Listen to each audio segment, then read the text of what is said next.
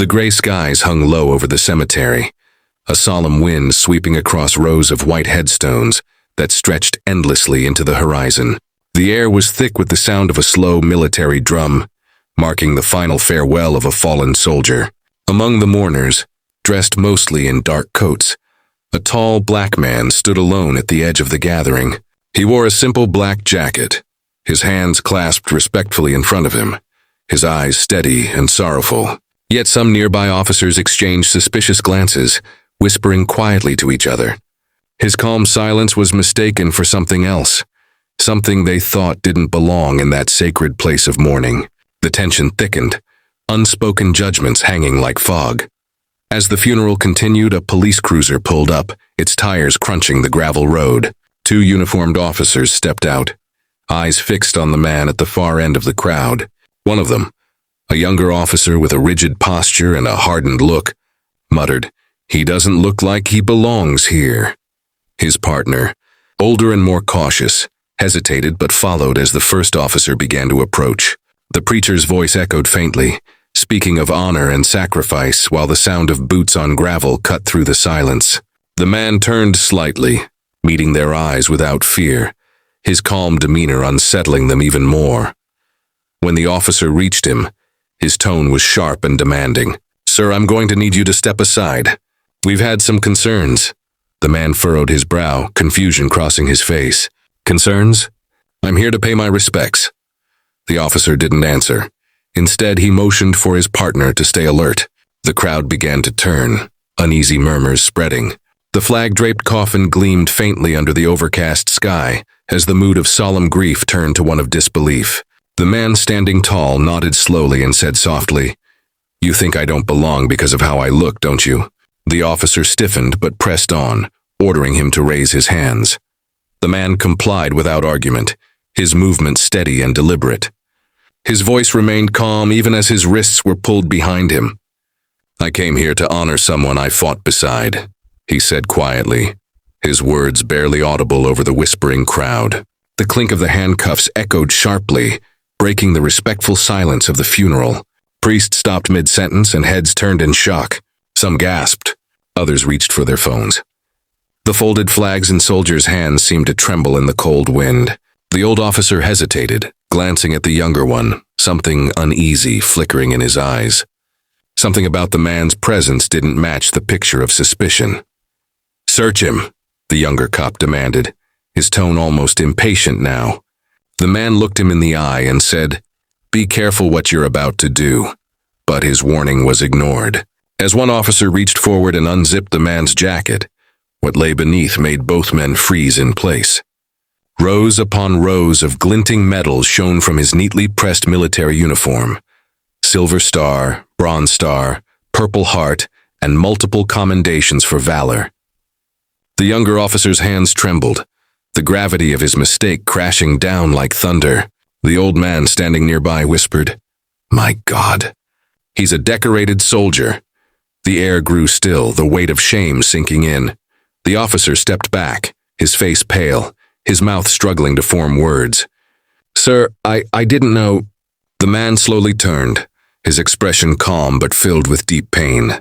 "You didn't want to know," he said softly. The words carried heavier than any accusation. The crowd, once silent observers, now began murmuring in anger and disbelief. One elderly woman near the front wiped tears from her eyes. The young man being honored that day, the one in the casket, had served under this very man now being humiliated. The irony hung in the air like a wound too raw to look at directly. A commanding voice cut through the chaos. The funeral's presiding general, his medals glinting in the dim light. "Release him now." The tone was sharp and absolute. The younger cop hesitated, frozen between shame and obedience. "Sir, he started, but the general's glare silenced him. "That man saved 12 of my soldiers in Kandahar," the general said, his voice echoing across the graves. "He carried one of them out under enemy fire. The same man we're burying today." The silence that followed was deafening. The younger officer's hand shook as he fumbled with the key, the sound of the cuffs unlocking louder than any apology could ever be. The man flexed his wrists, the marks from the handcuffs red and raw. He didn't lash out or raise his voice. Instead, he adjusted his jacket, revealing once again the gleaming symbols of courage and sacrifice. "You judged me before you even asked who I was," he said quietly, addressing the officers but also the watching crowd. "We wore the same flag on our uniforms. Some of us just came home to a different kind of battlefield." The general stood beside him now, a hand on his shoulder, a gesture of respect that spoke volumes. The wind picked up, carrying away the lingering whispers. The funeral resumed, but the atmosphere had changed completely. As the bugler played taps, the sound seemed to pierce straight through the hearts of those gathered. The young officer couldn't bring himself to look up, guilt shadowing his features. The man stood tall by the coffin, saluting one last time, his eyes wet with unspoken sorrow. He whispered a quiet farewell to his fallen brother-in-arms. Around him, the soldiers began to salute too, not just for the man being buried, but for the man who had been wrongly accused, yet stood with grace and honor despite the humiliation. When the ceremony ended, the man turned to leave, his boots crunching softly in the snow. The crowd parted silently, a path opening for him out of respect. The younger officer called out, voice trembling, "Sir, I'm sorry." The man stopped, turned slightly, and looked at him with weary eyes. "Do better next time," he said gently, before walking away toward the horizon, the gray clouds slowly giving way to rays of light breaking through. Behind him, the flags fluttered in the cold breeze, symbols of freedom, sacrifice, and the hope that one day people would learn to see beyond the surface. The tension in the cemetery grew heavier as the officer tightened his grip on the man's arm, unaware of the eyes watching in disbelief. The suspicious man, calm despite the humiliation, looked directly at the officer and asked quietly, "Can I show you something, son?" His tone wasn't angry.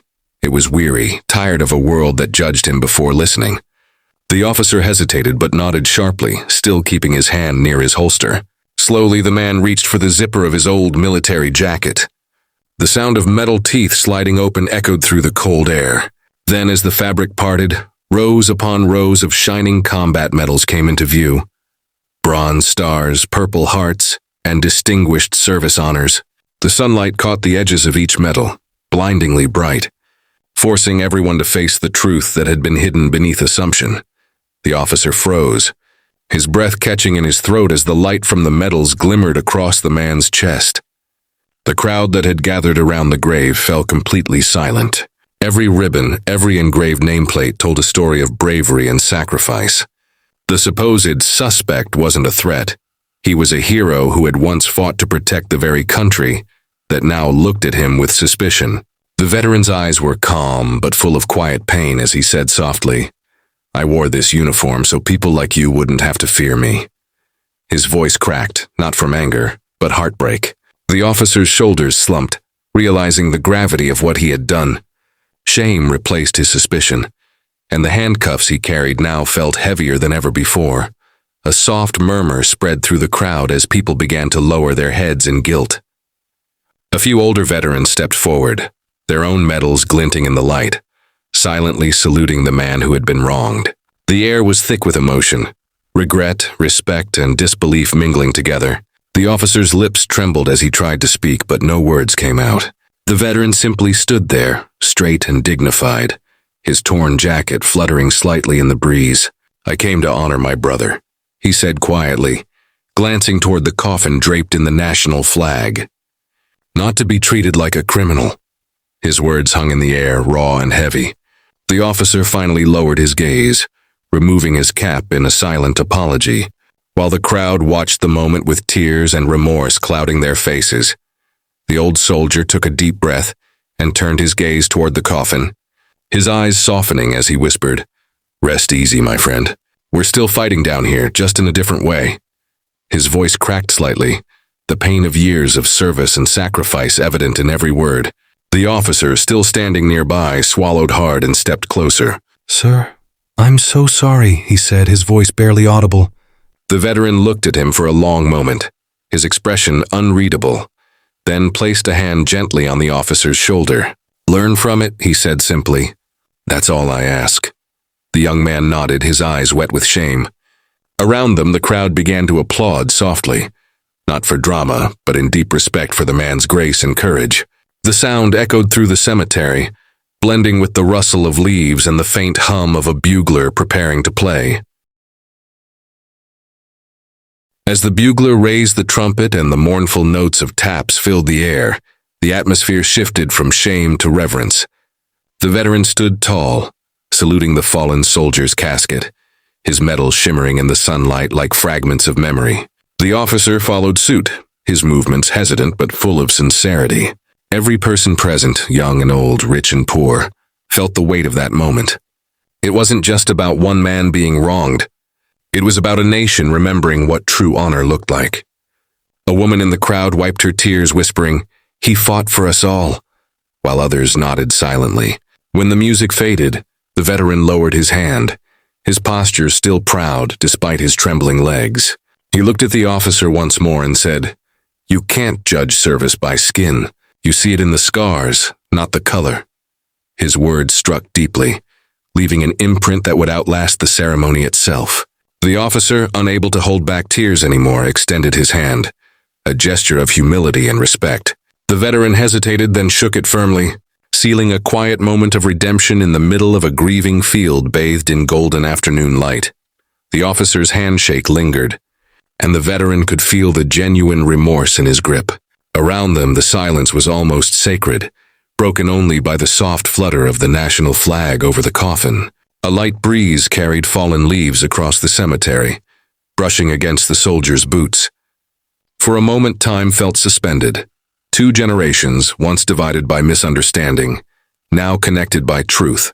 The veteran gave a small, forgiving nod before stepping back. The officer stood still, watching him, knowing this brief encounter had changed him forever. He thought of how quick judgment had clouded his duty, and how easily humanity could be lost in suspicion. As the crowd began to disperse, the old soldier knelt beside the grave, his fingers tracing the engraved name on the tombstone. "We fought for peace," he murmured, "but peace starts with respect."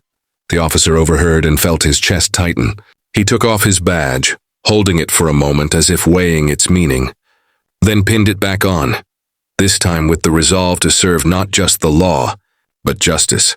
When the funeral ended, the veteran started to walk away, his steps slow but steady. The officer followed him to the gate, unsure if he should say more. "Sir," he finally called out, his voice low but earnest, "I'll remember what you said today." The old man stopped, glancing over his shoulder with a faint smile. "Then I didn't come here for nothing," he replied. His words carried a calm strength, and for the first time, the officer saw not just a man in uniform, but the embodiment of dignity and sacrifice.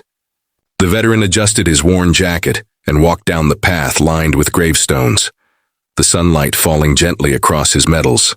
Behind him, the officer watched silently, realizing he had just witnessed something more powerful than any lesson in his career: humility.